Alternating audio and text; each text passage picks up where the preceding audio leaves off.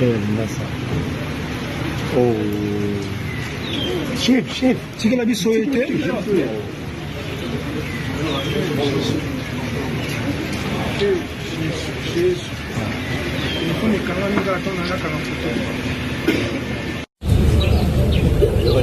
vais répondre à l'invitation du Conseil spécial du chef de l'État en matière de sécurité, qui a suivi dans les instructions du président de la République, qui était de consulter pour remplir la formation d'un gouvernement de large national.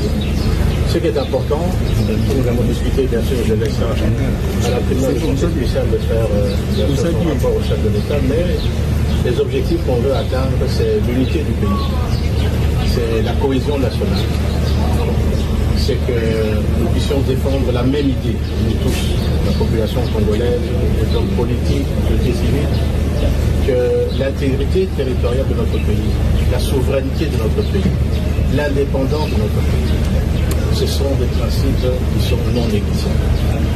Pour tout ça, il faut que la volonté que nous avons compris du chef de l'État, c'est d'appeler tous les fils et les filles de ce pays, de se mettre tous unis derrière le président de la République, qui est le commandant suprême également de nos armées, qui fournissent des efforts très importants pour pouvoir assurer la sécurité de nos territoires.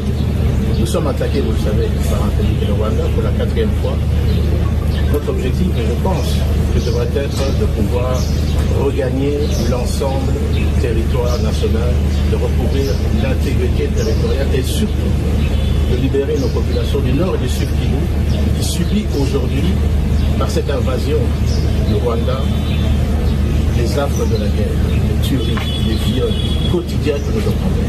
Voilà un peu, de manière succincte, la raison pour laquelle j'ai pu répondre ici à l'invitation du Conseil spécial et ses collaborateurs pour cette question de consultation.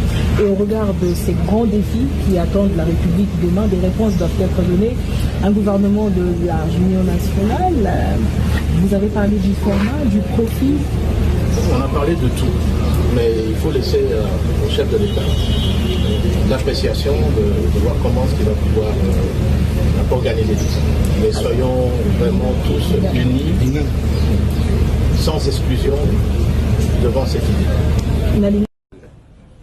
Du président en matière de sécurité, que le président, en ce moment, doit faire en sorte qu'on ne puisse pas tolérer que n'importe qui passe à la télévision ou dans les réseaux sociaux parler en son nom pour énerver justement cette démarche de la recherche de cohésion nationale et de recouvrir la paix dans notre pays. Plus nous sommes unis, plus nous sommes forts. Il ne faut pas qu'il y ait contradiction entre l'objectif, la pensée des chefs de l'État et les actes qui sont posés sur le terrain par les institutions, par les individus. Il ne faut pas frustrer les gens davantage si nous voulons aller très loin. Et moi, croyant, je suis convaincu que quel que soit